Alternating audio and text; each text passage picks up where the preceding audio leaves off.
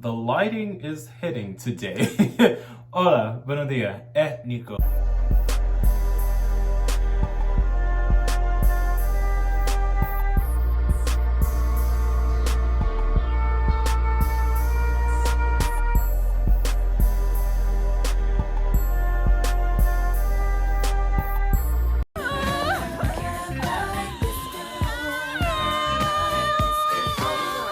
So today I wanted to talk about something that I personally related to that was brought up in a tweet that I can properly address because I've been through this.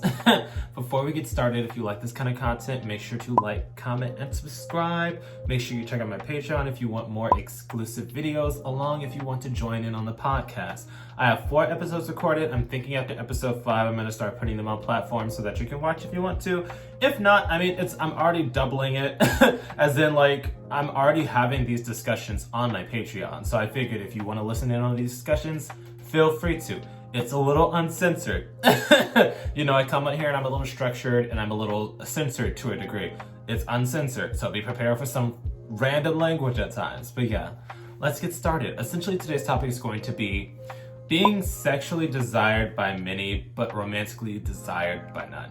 And I would say that this was something that I had experienced when I first got online. And I mean, I experienced it even before social media, because I wasn't really one of those people that was on social media a lot prior to me like becoming a quote-unquote Instagram model. Before that, I had no purpose in it because I hated looking at myself. And social media is all about, you know, looking at yourself and or putting yourself on social platforms to engage with other people, and I had terrible social anxiety. So it's something that I dealt with in my day-to-day life back when I was like freshly 18 on the apps, and people, yeah, they're down to but they're not down to go on a date. They're down to suck some. They're not down to get coffee. That kind of thing. So it's definitely something I've personally been through that I can speak on in detail because it exacerbated it when I came online and I became more of a physical presence, such as Instagram models or posting pictures on Twitter. You would not understand the waves of DMs that I got saying that people wanted to suck on my saying that people wanted to have sex with me, saying that they found me attractive, but never trying to get to know me on a deeper level. It's basically they looked at my physical image and that's all that they wanted to see. And I had a few discussions about that where people that had actually gone on dates with me would then talk about my internet persona, because back then I wasn't on Twitter, you didn't really see my personality, you just saw me at the gym. And they would comment, "Is that all you are? Is that what you want people to see?" And I'm like, at this point, you know me in person, you know my day-to-day energy, you know my personality. If that's all you choose to see, that's all you choose to see. And I feel like in our community, especially since we're so sexually focused, that's what it is. It's they see that you're visibly attractive to them and they can't think past, I want to have sex with them. Because once I started putting my personality at the forefront, because I don't know if you've noticed it, if you're active on my social media, I post on Instagram maybe once a month now. I post on like my like selfie Twitter maybe twice a month. I don't really post my physical image that often because it's not something that I'm focused on at this point in my life. I'm focused more on my personality and having these open discussions rather than just being a baddie on the internet, because it doesn't really do it. I mean, yeah, I get sponsors, but it doesn't really do much for me. So once I actively started displaying my personality, that's when people became more interested in talking to me. That's when people became more interested in going on dates with me. The amount of men that want to start a relationship with me has grown dramatically compared to when I was just putting my physical image at the forefront, just because that's all they focused on and they were projecting their own sexual desires onto my physical image.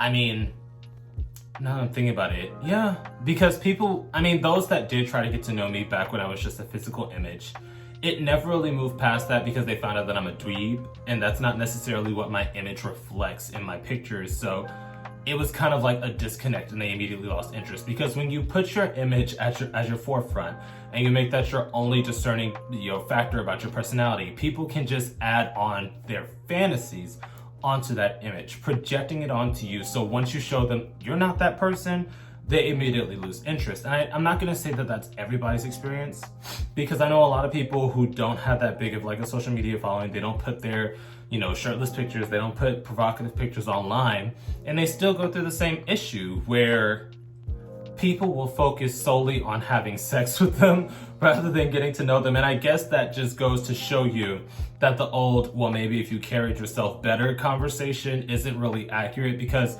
if someone is going to sexually objectify you, they're going to sexually objectify you. It doesn't matter if you're shirtless on the internet. It doesn't matter if you're twerking on OnlyFans. If somebody wants to sexually objectify you, they're going to sexually objectify you. But that also is a reflection of today's society and dating landscape, because even heterosexual relationships are very rare nowadays, just because actually taking the time to getting to know somebody beyond their physical appearance and how cute we look in pictures and are we gonna go viral on social media is a rarity. People haven't been focusing on the character of their partners. People haven't been focusing on their partner's personality, or, you know, actually seeing how they vibe in a day-to-day landscape. They're just focused on, are you attractive? Will we look good together? Is the sex good? And I guess that's a part of the digital age, because, you know, the digital age also adds more pseudo options, so people don't feel like they have to sit down and get to know you and get comfortable with you and, you know, accept your faults. They think that Mr. Right or Mrs. Right or the perfect partner is just around the corner, so they're not gonna waste time trying to work things out with you.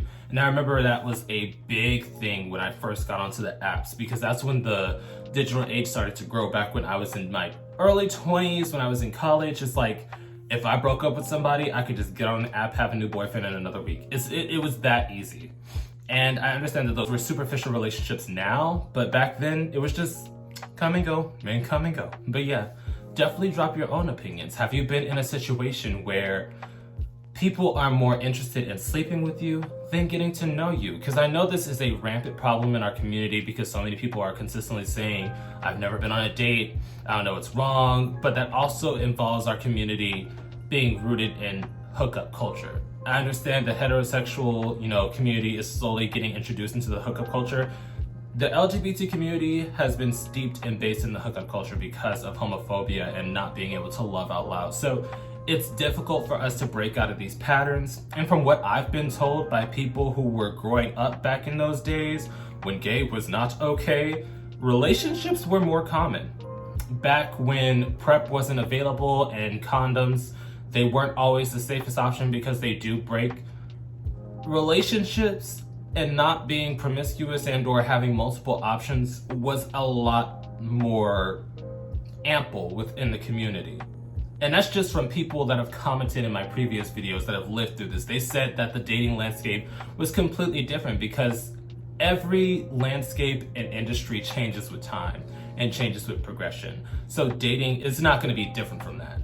So with the availability of online dating, online hookup apps, the ease of sex, PrEP, the boon and ample amount oversaturation of OnlyFans, sex has been the main focal point for a minute now.